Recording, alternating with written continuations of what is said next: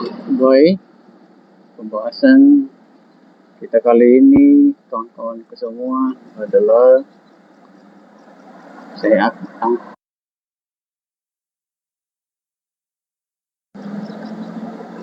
ketakutan dalam beragama. Teman-teman bisa dikatakan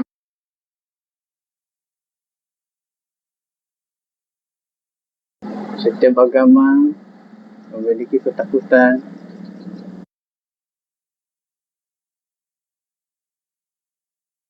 Dia menciptakan lagi. Tetapi manakala teman-teman ketakutan ini didasari dengan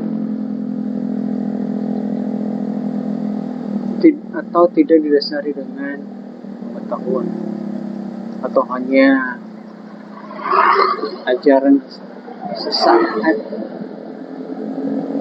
atau disebut juga ajaran dari sehingga penganut agama ini bisa merasakan, bisa merasa bisa dan merasa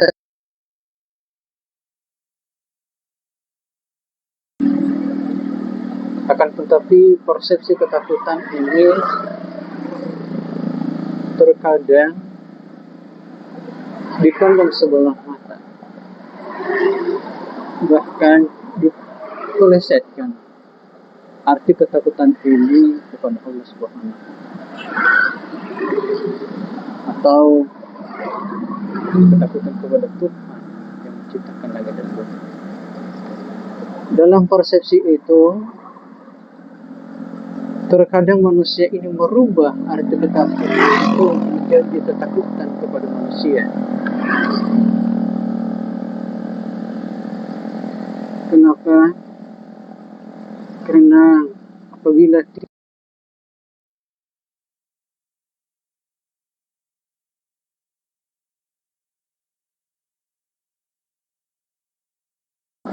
dia durhaka terhadap gurunya, terhadap Tuhan. Tetapi kadangkala dan manakala Tuhan itu terlihat bejat, terlihat kasar, terlihat kurang ajar, terlihat tidak elok, tidak etis perbuatannya terhadap muridnya, apakah itu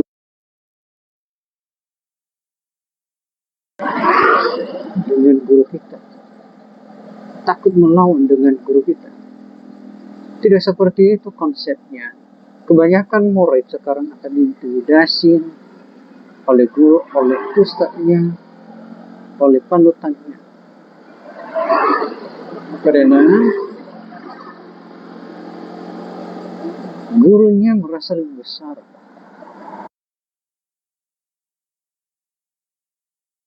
Sombong, tetapi dia sendiri sombong. Oleh karena itu teman-teman atau kawan-kawanku, ketakutannya cukuplah kepada Allah Subhanahu wa Ta'ala. Kalau dia dalam Islam, dalam agama lain, cukuplah kepada Tuhanmu yang engkau.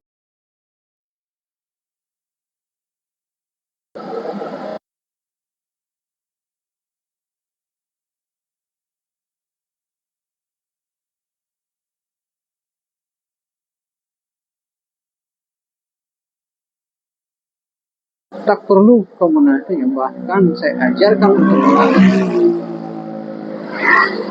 melawan orang-orang zalim yang berkedok agama. Banyak yang berkedok agama, banyak guru yang kurang ajar terhadap muridnya, banyak guru yang tidak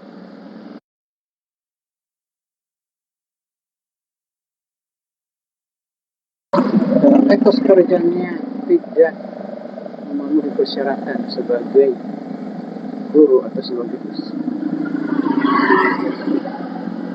Dalam pembahasan ini, persepsi ketakutan ini hanya kita tunjukkan kepada Allah, hanya kita tunjukkan kepada Allah, hanya kita tunjukkan kepada yang kita yakini itu terhadap Tuhan, tidak terhadap manusia. sesama manusia kalau ditakuti. Anda sebagai murid jangan berpatok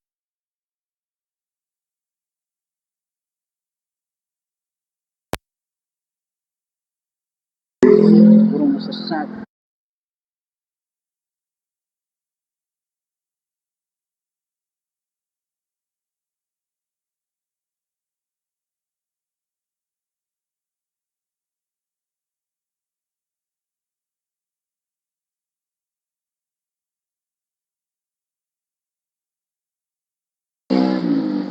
Dan mereka tidak sadar oleh itu sendiri dan oleh ajaran itu. Dan saya himbau pada seluruh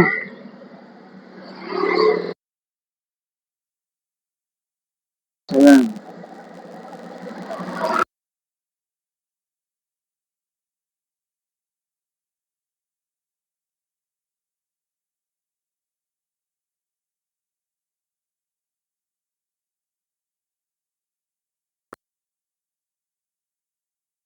dilihat dari cara penampilannya, dilihat dari karakternya, dilihat dari perbuatannya. Kebanyakan sekarang menyatakan bahwa kalau bukan aku tidak akan terjadi seperti ini. Kalau bukan aku,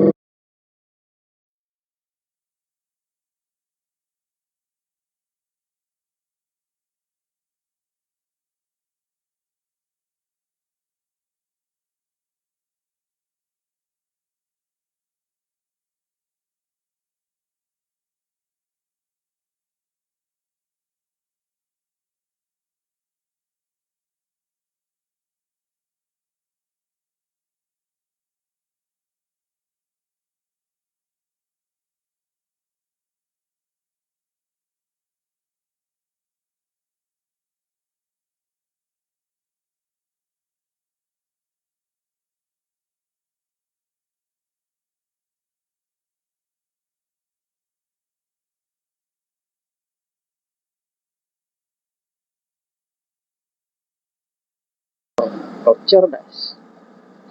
Jangan kecerdasanmu itu dibuat dari kendor oleh orang-orang munafik, orang fasik. Hanya suka menikmati keberadaan. Jangan kau takut itu. Keberadaan itu sebagai santri dinikmati oleh segelintir orang. Keberadaan itu sebagai orang di bawah beasiswa di sekolah tinggi teologi misalnya. Itu juga keberadaan dinikmati. Kau santri dinikmati itu keberadaan.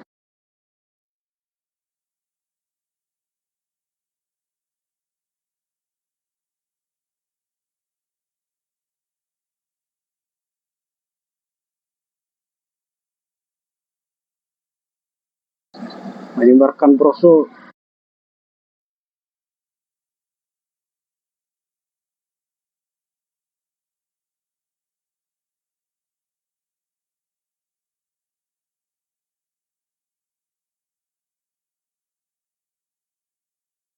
santri kalau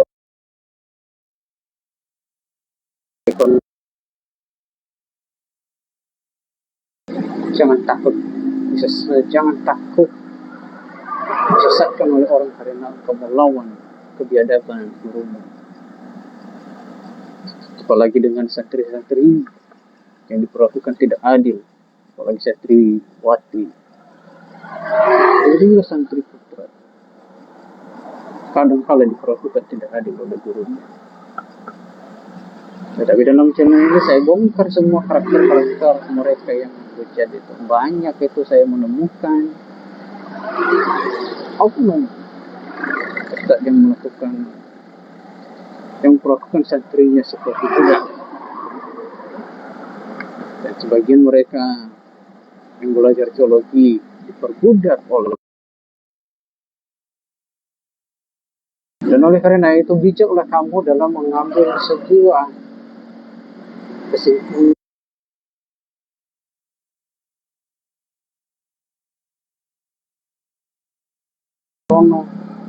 Jangan karena hanya menginginkan sesuatu. Apalagi kalau mau dibayar dan difasilitasi, jangan berharap dengan fasilitas yang tidak begitu memadai, yang mewah. Itu akan hilang teman-teman, akan hilang saudara-saudara. Dan saya yakini, dan pasti saya kontroversi dalam pembahasan-pembahasan seperti ini. Kenapa? Saya menyebutkan bahwa siapapun engkau yang di bawah naungan dari santri misalnya, yang dimenangi oleh agama, apabila dia keluar dari ajaran misalnya agama di Islam, keluar dari ajaran Islam, hentikan untuk belajar Islam, cari yang lain. Itu juga yang guru teologi, kalau misalnya mengajar teologi dia tidak sesuai dengan harapan, tinggalkan itu. Jangan takut apa yang takut utama kehilangan sesuatu, jangan takut. Ini hidup perjuangan, kita hidup semestinya, jangan dihidupkan oleh kepastian orang lain. Pastikan dirimu sendiri, yakinkan dirimu sendiri, dan rubah mindset. Dan tujuan saya dalam membahas itu adalah merubah mindset seseorang agar tidak berpatokan dengan manusia yang tidak tahu diri, dan agar dia tidak berpatokan dengan manusia yang bejat, manusia yang korup, manusia yang mengharapkan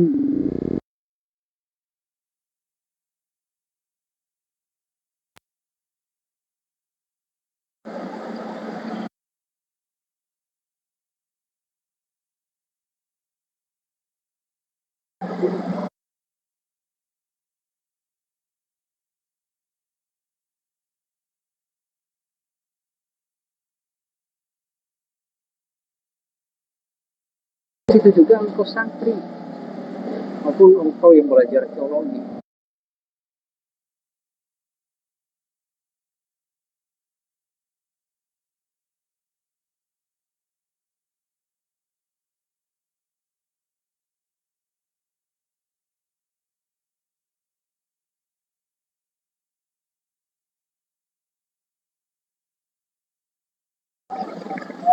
Karena hal itu tidak sesuai dengan ajaran agama manapun. Bahkan mereka gelap matanya, teman-teman, apabila dia menjolimi Anda menjadi murid. Mungkin itu aja teman-teman. Bagaimana sih ini kalau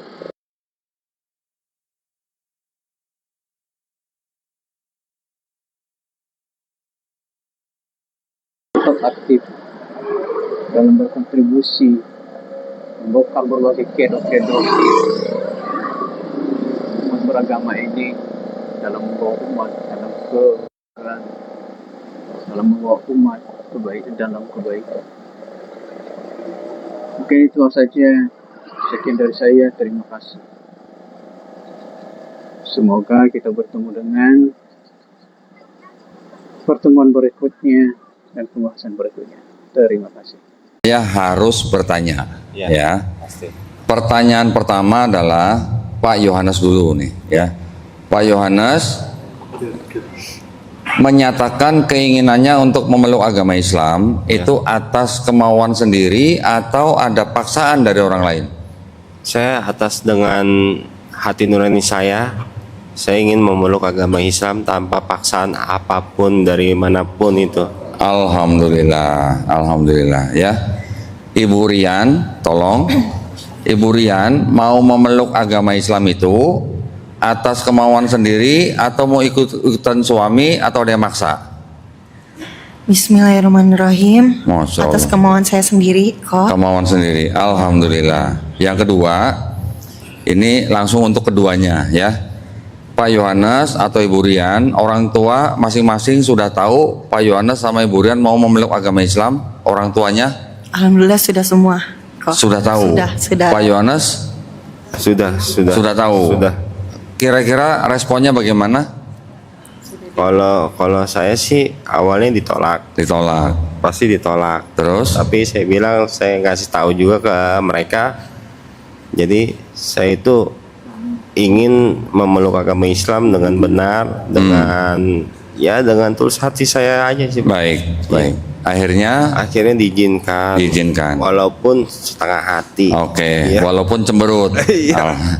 Begini, tujuan saya bertanya tentang hal ini kepada Pak Yohanes dan Ibu Rian, bukan berarti Pak Yohanes dan Ibu Rian itu mau memeluk agama Islam butuh izin orang tua, bukan. Ya. Ya, seseorang ketika mau menjadi orang beriman, yang dia butuhkan hanya izin daripada Allah Subhanahu Wa Taala. Benar. Ya, kenapa saya bertanya tentang orang tua? Karena saya ingin memberikan masukan, pesan, himbauan. Setelah hari ini, Ya. Pak Yohanes dan Ibu Rian dan anak-anak semua ini, kalau sebelumnya sudah sayang, sudah hormat kepada orang tua masing-masing, mulai hari ini harus lebih sayang, harus lebih perhatian, harus lebih hormat kepada orang tua. Ya. Ya, Benar. berjanji ya? Janji. Alhamdulillah. Yang ketiga, sudah tahu rukun Islam? Pernah dengar rukun Islam? Pernah? Saya nggak tahu. Enggak tahu? Iya. Enggak tahu kok mau masuk Islam? Belajar ya, Iya, belajar. belajar. Nanti belajar pelan-pelan ya. Rukun Islam itu yang pertama bersyahadat, Iya. ya. Yang kedua sholat, yang ketiga zakat, yang keempat apa? Puasa, Puasa. ya. Yang kelima apa? Naik haji jika mampu, ya. Ya. Jadi jangan terbalik-balik nih, ya. Syahadatnya di depan, sholat, zakat, puasa, naik haji kalau mampu. Rukun iman dalam Islam sudah pernah dengar, Pak Yohanes, Ibu Rian? Rukun iman belum. Belum. Pertama-tama beriman kepada Allah Subhanahu Wa Taala, kemudian beriman kepada malaikat-malaikatnya, ketiga beriman kepada kitab-kitabnya, ya. Tapi bukan Bible yang dipegang kemarin-kemarin ya. Ya. Yang keempat beriman kepada nabi-nabinya. Ya. Yang kelima beriman kepada hari akhir. Ya. Yang terakhir beriman kepada qada dan qadar, ya, takdir. Takdir ada yang mutlak, ada yang diusahakan. Ya. Pak Yohanes ini orang suku apa? Saya suku Tionghoa. Suku Cina. Iya. Oh, jangan pelan-pelan, bilang aja Ya. Cina, nggak apa-apa. Saya juga Cina nih. Iya. Bisa nggak milih sebelum lahir milih jadi orang Cina? Nggak bisa. Nggak bisa. Ibu Rian asli orang suku apa? Saya Cina Benteng. Oh, Ciben. Oh, oh ini keluarga Ciben berarti ini, Masya Allah. Ya, bisa nggak milih jadi orang Cina? Mau sebelum lahir? Nggak bisa. Artinya apa? Itu sudah ditakdirkan pencipta kita. Ya. Kita ditakdirkan hidup di dunia ini menjadi orang Cina. Ya udah, tinggal kita mau beriman atau tidak. Ya. Kita tidak lebih baik daripada orang Arab, orang Indonesia. Ya. Mereka juga tidak lebih baik daripada kita. Yang paling baik di antara kita adalah yang bertakwa. Ya. Tahu artinya bertakwa? Tahu? Hanya menjalankan perintahnya, Ya. menjauhi larangannya. Larangannya. Itu bertakwa. Kalau kita lebih bertakwa dari orang lain, kita lebih baik di mata Allah Subhanahu Wa Taala. Ya. Ya. Baik, alhamdulillah. Saya rasa sudah cukup ya. Tidak ada yang menghalangi Pak Yohanes dan Ibu Rian untuk bersyahadat. Kalau untuk adik-adik nanti ikutin aja, ya, ikutin aja. Adik-adik tidak perlu sertifikat seperti papa mama, ya, nggak apa-apa. Tapi nanti orang tuanya yang harus membimbing dan membina anak-anaknya juga untuk mengikuti apa yang dilakukan oleh orang tuanya dalam hal beribadah, Ya. ya. Baik, kalau sudah siap. Ini daripada lama mungkin kita langsung syahadat aja ya, karena tadi sudah saya tanya ya. Baik, kita satu-satu kita berjabat tangan. Pak Yohanes, Oke. Pak Yohanes sudah pernah dengar 2 kalimat syahadat? Udah pernah Sudah, dengar, ya. sudah tahu artinya? Sudah. Ya. Sudah. Baik. Tolong ikuti 2 kalimat syahadat yang akan saya ucapkan dalam bahasa Arab. Ya. Nanti kita lanjutkan dalam bahasa Indonesia. Iya. Ya. Bismillahirrahmanirrahim. Asyhadu Asyhadu an la ilaha anna ilaha alla ilaha, Allah ilaha bukan Allah, Allah ilaha, Allah ilaha bukan Allah, Allah. Allah nggak pakai H ya. Allah, Allah, ilaha. ilaha. Kita ulang ya. Ya. Asyhadu Asyhadu alla Allah ilaha ilaha illallah illallah wa asyhadu wa asyhadu anna anna Muhammadan Muhammadan Rasulullah. Rasulullah. Aku bersaksi Aku bersaksi tiada sesembahan yang layak disembah tiada yang layak disembah selain Allah, selain Allah, dan aku bersaksi dan aku bersaksi Nabi Muhammad Nabi Muhammad adalah utusan Allah. utusan Allah. Alhamdulillah. Sah ya Pak ya? Alhamdulillah. Allahu Akbar. Tolong mic-nya diberikan ke Ibu Rian. Ibu Rian sekarang tolong tangan kanannya telunjuknya diangkat ke atas begini ya. Ini adalah lambang tauhid. Tauhid artinya mengesahkan Allah Subhanahu wa taala ya. Ikuti 2 kalimat syahadat yang akan saya ucapkan dalam bahasa Arab. Nanti kita lanjutkan dalam bahasa Indonesia ya. Bismillahirrahmanirrahim. Asyhadu Asyhadu alla ilaha ilaha illallah illallah wa asyhadu wa asyhadu anna anna Muhammadan Muhammadan Rasulullah. Rasulullah. Aku bersaksi Aku bersaksi tiada yang layak disembah tiada yang layak disembah selain Allah, selain Allah, dan aku bersaksi dan aku bersaksi Nabi Muhammad Nabi Muhammad adalah utusan Allah. utusan Allah. Alhamdulillah. Sah ya Pak Ibu. Allahu Akbar. Allahu Akbar. Allahu Akbar. Alhamdulillah. Pak Abdul ada pinjem bolpen boleh Pak? Ada Pak? Mohon maaf. KTP-nya saya kembalikan.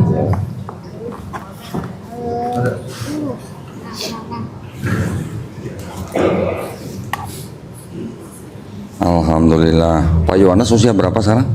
39. 39. Ibu Rian? Saya 35 35. Oke, alhamdulillah. Pak Yohanes tolong tanda tangan di atas materai, Baik. terus kemudian tulis nama ya. Ibu Rian juga.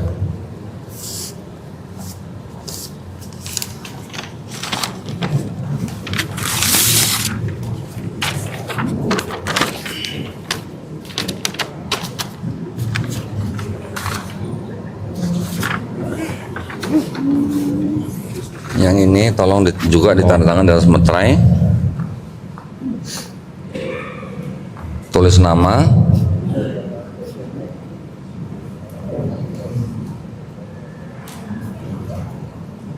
Plus nomor HP sebelahnya.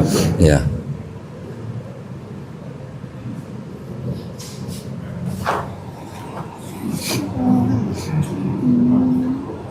Baik. Ibu Rian sama.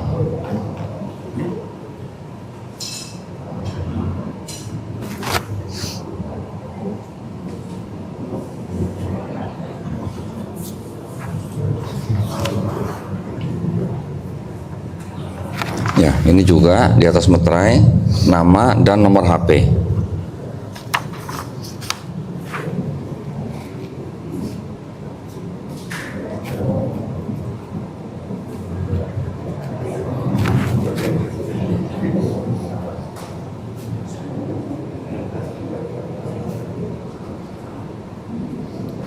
Baik, alhamdulillah. Yang ini buat saya. Yang ini masing-masing langsung saya berikan.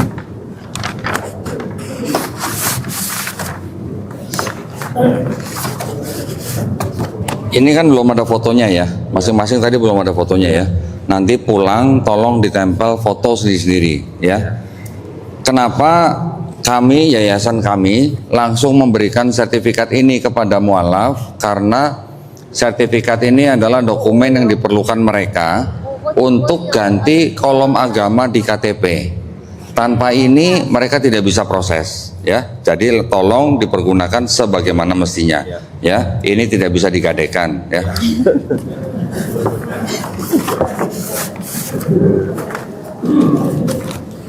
selesai mah sholatnya.